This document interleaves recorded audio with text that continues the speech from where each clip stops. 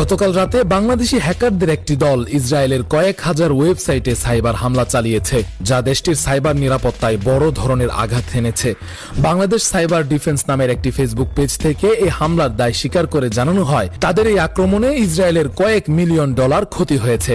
তারা আরও ঘোষণা দিয়েছে যে এই সাইবার হামলা চলমান থাকবে।